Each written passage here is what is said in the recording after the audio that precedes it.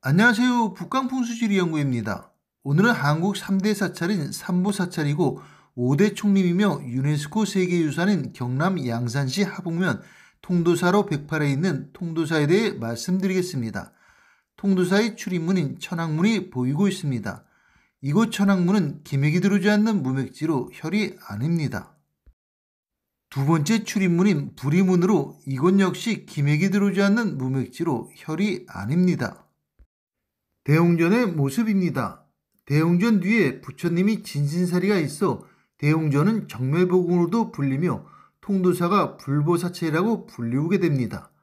대웅전에는 불상이 모셔져 있지 않고 불상 쪽에 유리창이 있으며 그 뒤로 부처님 진신사리가 있는 금강계단이 있습니다. 걸려진 현판의 동쪽에는 대웅전, 서쪽에는 대방광전, 남쪽에는 금강계단, 북쪽에는 정멸복궁이 각각 다른 이름으로 걸려 있습니다. 통도사가 위치한 뒷산의 모습이 부처가 설법하던 인도 마가다구 왕사성에 있는 영축산과 비슷하여 산의 이름을 영축산이라고 하였다고 합니다. 승려가 되고자 하는 사람은 모두 금강계단을 통과해야 한다는 의미와 모든 진리를 통하여 일체 중생을 제도한다는 의미로 통도사라 하였다고 합니다. 금강계단 현판은 흥선대원군의 친필이라고 합니다. 또한 영추산의 기운이 부처가 있던 서역국 인도의 땅과 통한다고 하여 통도사라 불렀다고 합니다. 금강계단은 승려가 되는 과정인 수계의식이 이루어지는 곳으로 금강계단의 진신사리는 원래는 창건 이래 진신사리 두 과가 있었는데 임진왜란 때 유정대사가 한 과를 현재 대구광역시 달성군에 있는 용현사 석조계단으로 분산했다고 전해집니다. 통도사는 신라 선덕여왕 646년에 자장률사가 당나라에 유학해서 불법을 배우고 돌아와 신라의 대국통이 되어 왕명에 따라 창건한 것으로 창건 당시 대웅전, 정멸궁, 법당 등의 건물이 있었다고 합니다. 통도사는 이후 개울이 근본도량이 되었고 신라의 승단을 체계화하는 중심지가 되었다고 합니다. 통도사에는 65동의 건물과 216개의 말살을 가지고 있어 해인사, 송광사와 함께 대한민국 삼보사찰입니다. 기맥폭 72m인 기맥이 금강계단 쪽에서 들어오고 있으며 대웅전의 좌양은 계좌정양입니다. 금강계단 쪽으로 들어갈 수 없어 기맥폭은 뒤에 나오는 대광명전이 기맥폭과 같을 것이라고 추정하였습니다. 들어온 기맥이 수살지맥과 만나 멈추면서 축적된 지기가 360도 모든 방향 하늘에서 내려오는 천기와 만나 대웅전의 양택혈을 형성하였습니다. 천기가 360도 방향이 모든 방향 하늘에서 내려와 대웅전의 영향이 대단히 크다고 할 수 있습니다. 대웅전 혈의 세로 크기는 약 21m입니다. 대웅전 혈의 가로 크기는 약 17m로 대웅전은 인물이 나오는 규혈이 됩니다. 대웅전 옆 백호방에 있는 연못으로 구룡지라 불리며 통도사 창건에 얽힌 이야기로 자장률사가 당나라에서 공부할 때 문수보살의 진신사리와 가사를 주며 신라 영축산의 용 9마리가 살고 있는 연못을 메워 금강계단을 세우고 봉안하라고 알려주었다고 합니다. 자장률사가 8마리 용은 쫓아냈으나 마지막으로 남은 용 1마리가 연못에 남아 통도사 터를 지키고 싶어하여 연못 일부를 메꾸지 않고 남겨둔 것이 구룡지라고 합니다. 금강계단의 모습으로 부처님이 정골사리가 모셔진 사리탑이 보이고 있으며 이곳은 기맥이 멈추지 않아 혈이 형성되지 않았습니다. 지공, 나홍, 무학대사를 봉하는 삼성각의 모습으로 기맥선이 들어오지 않는 무맥지로 혈이 아닙니다. 산신령을 모셔놓은 살령각의 모습으로 역시 기맥선이 들어오지 않는 무맥지로 혈이 아닙니다. 나한전이라고 불리는 응진전의 모습으로 석가야라와 미륵보살 및 제와 갈라보살과 16나한을 모신 곳으로 이곳 역시 기맥선이 들어오지 않는 무맥지로 혈이 아니며 당연히 천기 또한 내려오지 않습니다. 지장보살을 모신 명부전으로 이곳 역시 기맥선이 들어오지 않는 무맥지로 혈이 아닙니다.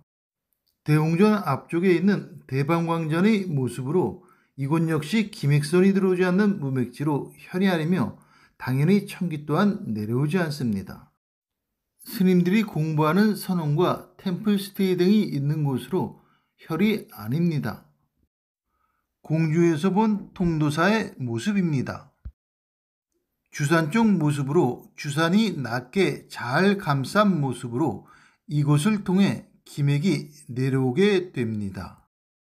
청룡 쪽 모습으로 청룡이 하수사가 되어 이름을 떨칠 스님이 나올 모습입니다. 백호의 모습입니다. 백호가 바위로 되어 있어 신도들의 성정이 강할 것이며 백호가 우람하여 재물이 있을 모습입니다. 공주에서 본 조안산의 모습입니다. 조안산의 모습입니다. 조산에 천마사가 모여 뛰어난 인물이 나오고 안산이 잘 감싸고 있어 사회에서 인정받을 모습입니다. 대웅전 백호방 마당에 있는 3층 석탑의 모습으로 이곳 역시 기맥선이 들어오지 않는 무맥지로 혈이 아니며 당연히 천기 또한 내려오지 않습니다.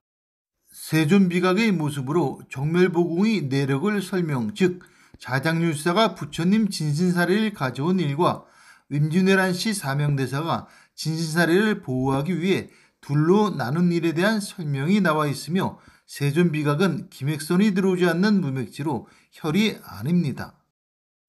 용화전의 모습으로 7세기 당나라의 승려 현장법사의 서유기 내용이 벽화로 있고 석조미륵보살이 모셔져 있으며 이곳 역시 기맥선이 들어오지 않는 무맥지로 혈이 아닙니다. 봉발탑의 모습으로 석가모니 옷과 그릇을 밭으로 둔 곳을 상징하는 것으로 이곳은 기맥선이 들어오지 않는 무맥지로 혈이 아니며 당연히 천기 또한 내려오지 않습니다.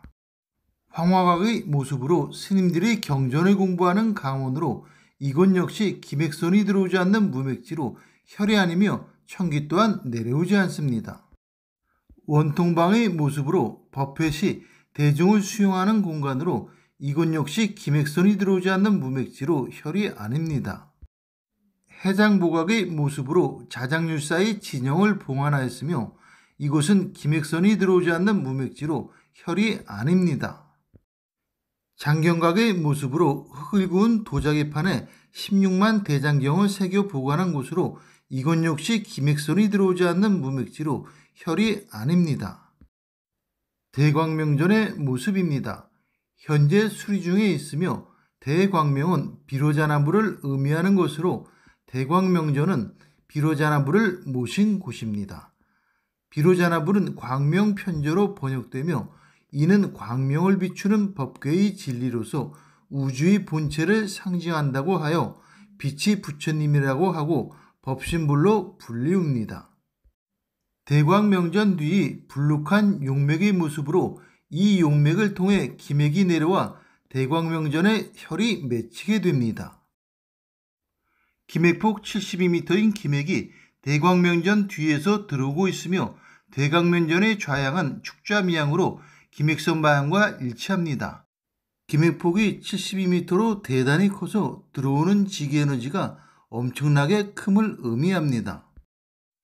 들어온 기맥이 수살지맥과 만나 멈추면서 축적된 지기가 360도 방향 하늘에서 내려오는 천기와 만나 대광명전의 양택혈을 형성하였습니다. 기맥폭이 72m로 대단히 크고 천기도 360도 방향의 모든 방향 하늘에서 내려와 대광명전의 영향이 대단히 크다고 할 수 있습니다. 대광명전 혈의 가로 크기는 약 18m로 받침대인 기단의 크기와 일치합니다. 대광명전 혈의 세로 크기는 약 14m로 대웅전은 재물이 들어오는 부열이 됩니다. 관음전의 모습으로 관세음보살상을 모셨으며 관음전은 기맥선이 들어오지 않는 무맥지로 혈이 아닙니다. 관음전 앞 석등의 모습으로 기맥선이 들어오지 않는 무맥지로 혈이 아닙니다. 통도사 역대 주지 및 큰 스님들이 영정을 봉안한 영각의 모습으로 기맥선이 들어오지 않는 무맥지로 혈이 아닙니다. 3층 석탑의 모습으로 이곳 역시 기맥선이 들어오지 않는 무맥지로 혈이 아니며 천기 또한 내려오지 않습니다. 영산전의 모습으로 부처의 일생을 8장면으로 그린 팔상도를 모신 곳으로 기맥선이 들어오지 않는 무맥지로 혈이 아닙니다. 약사절의 모습으로 중생의 질병을 고치고 목숨을 연장시키는 약사여러분을 모신 곳으로 이곳 역시 기맥선이 들어오지 않는 무맥지로 혈이 아닙니다. 극락보존의 모습으로 극락세계의 교주인 아미타불을 모신 곳으로 기맥선이 들어오지 않는 무맥지로 혈이 아닙니다. 만세로의 모습으로 기맥선이 들어오지 않는 무맥지로 혈이 아닙니다.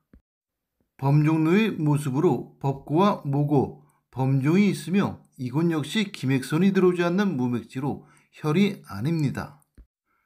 가람각의 모습으로 도량의 수호를 위해 가람신을 모신 곳으로 기맥선이 들어오지 않는 무맥지로 혈이 아닙니다.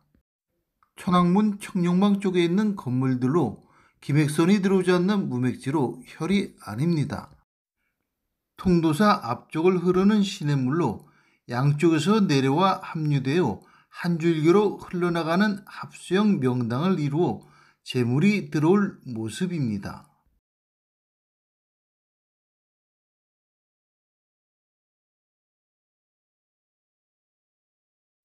정리하면 통도사는 부처님이 진신사례를 모신 대웅전인 정멸보궁과 대광명전이 기맥폭 72m로 지게에너지가 엄청나게 크고 청기도 360도의 모든 방향 하늘에서 내려와 청기의 영향도 대단히 큰 명당으로 스님들이 공부할 수 있는 좋은 조건을 갖춘 대단한 자리라고 말씀드릴 수 있습니다. 이상으로 통도사에 대한 풍수지리학 설명을 마치겠습니다. 북강풍수지리연구에서 말씀드렸습니다. 지금까지 시청해주셔서 고맙습니다.